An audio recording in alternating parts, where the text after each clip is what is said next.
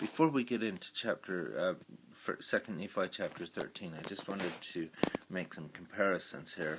As I said before, these chapters have a compare Isaiah, and what I've done here is I have put on one side here all of the footnotes from the Book of Mormon, and on this side is the footnotes of in the Bible. As you see, they're quite different, and I don't want to go through everything on here, so I don't want to waste all that time. You can go and look at this. You can pull the Bible up and put the Book of Mormon next to each other, and you can see some wonderful things come about. You see that there's a lot of stuff in the Book of Mormon that's very helpful. Over here, you also find things in the Bible that are very helpful. Whenever it has "or," it usually means there's another word that could fit into that space just as easy. In this case, in 2a, it's talking about the ancient, as it's not highlighted in this because this is the Book of Mormon text. As far as I'm aware, these first 7 verses, everything's the same except for one word, and I'll get to that in a second. If it mentions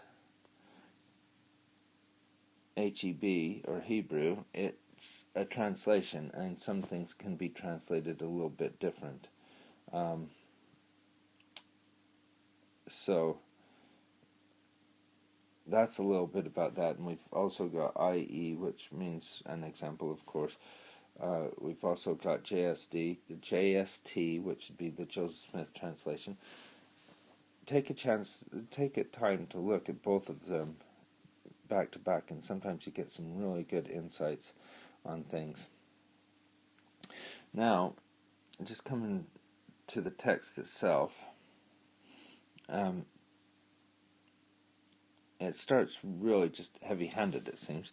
The Lord of hosts doth take away from Jerusalem and Judah the stay and the staff, the whole staff of bread, the whole stay of water. This is the place where this is the only word that's different in these verses right here, because in the other the Old Testament, it says the whole stay of bread and the whole stay of water. I think it's just a poor translation. In this sense, it just makes more sense. It sounds better even without having any real knowledge of the Scripture, but it's also the fact that these are masculine and feminine in the actual words in the Hebrew, which means more than just the sustenance of bread and water, but a more spiritual aspect. But we won't get into that much, other than the fact that there's a famine that may come about, and I don't think this is just one famine, but the one that I think of, and that is mentioned a lot when this is mentioned, is the famine at 70 A.D. after when there was all the uprisings of the Jews, and the Romans went to put it down, and there was a big famine, and a lot of people died then of starvation. It's just basic history on that, but he's mentioning it here so that we understand where they are. And then there's all this right here about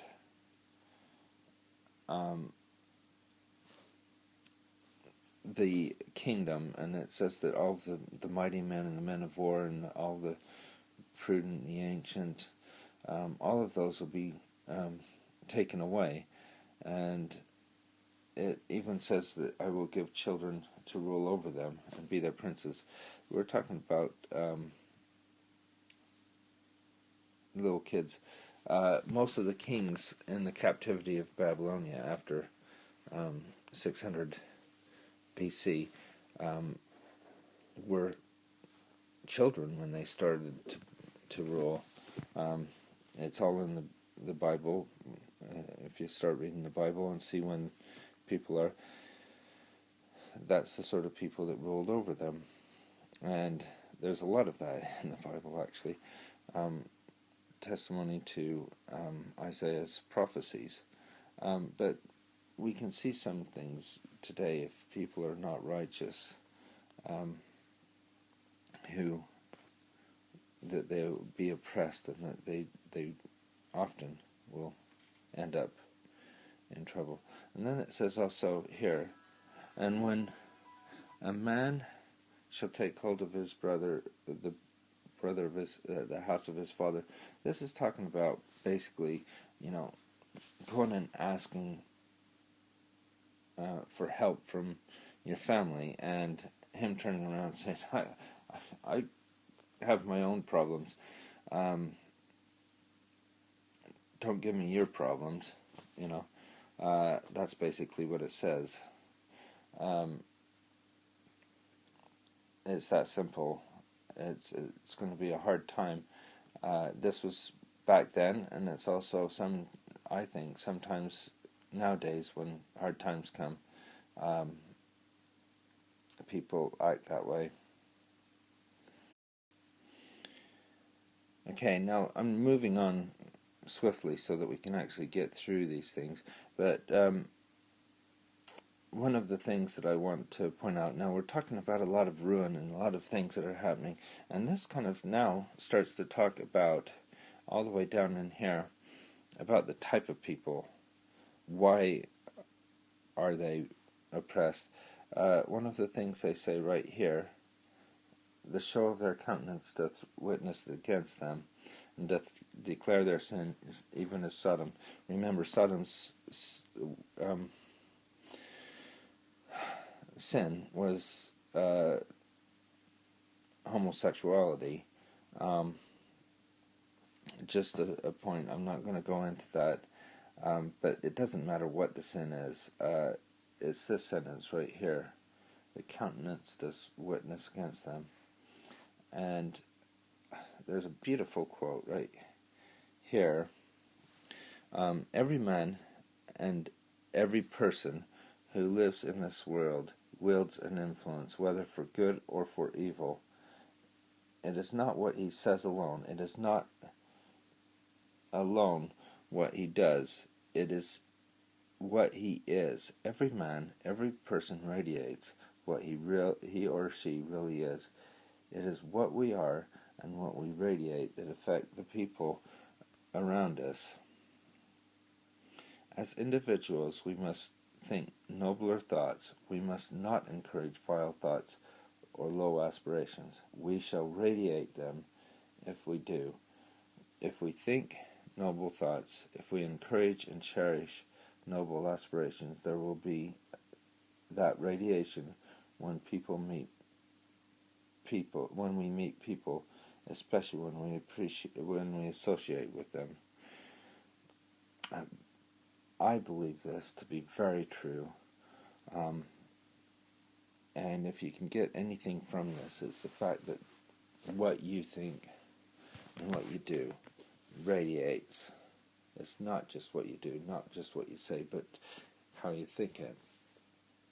If you're having horrible thoughts of any kind, I'm talking about thoughts where you maybe upset with, not upset, but bad thoughts about people, you want people to be hurt or something like that, those things will radiate. You can't just hide them.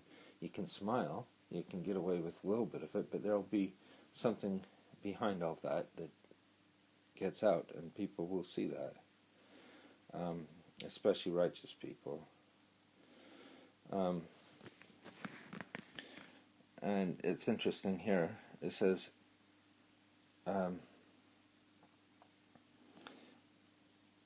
say unto the righteous, it is well with them, for they shall eat the fruit of their doings. And then it says, woe unto the wicked, for they shall perish, and the reward shall be at their hands. And again, it talks about the children's being their oppressors and the women rule over them. And then I'm just going to skip down a little bit.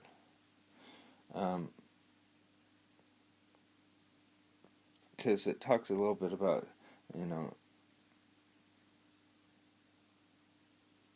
and how he'll judge the people. But then it talks right here why things happen the way they are. It says this is basically what happens to the daughters, and so this is talking about the women, and the men get told off later. But I think it applies to both women and men right here. And I'll have to finish up here pretty quick, so you can actually just follow through really easy. They're haughty and walk with stretched forth necks. It just means that they're prideful, walking and mincing as they go. You can kind of picture what they're talking about here. They're talking about somebody with a lot of jewelry and a lot of fancy clothes or something like that, or you can almost see somebody coming from a nightclub or something like that. And it says that they'll be smitten with a scab in the crowd. Anyway, he goes through and he actually talks about different things that they were. I'm not sure why he spends so much time on this. I think it's more poetic. But we see it today, and the prophets can see it today, that sometimes we get so wrapped up in all of the jewelry and the fun things, and maybe even nowadays we'd put things like iPads and iPhones and gadgets on the list of these as things that we carry around as our little social status. This is what we're getting to. And so these are really easy. You don't have to know exactly what they are, but we know what nose jewels are, and earrings, extra earrings, and look, they even mentioned tablets there. Of course, that's not what it means, but I thought it was kind of funny. And down here, glasses. It can mean two different things, really, but in the translation, one means see-through clothing, the other means a mirror. Either way, it's quite, it just means being quite vain. Last little bit here. This is one that I can't help but think of when I smell the smoke and see the damage cigarettes do to people's skin and hair and all of the things that happens. It's not just about cigarettes, but instead of a sweet smell, there's a stink, and instead of a girdle, a rent, and instead of a well-set hair, baldness, instead of a stomach or a girdle or sackcloth, burning instead of beauty. That comes with smoking, but that's not what this is talking about. But I always think of that. It's not just that. It's what's going to happen to him. And then, of course, the men are quite easily added in here. And the men shall fall by the sword in mighty war.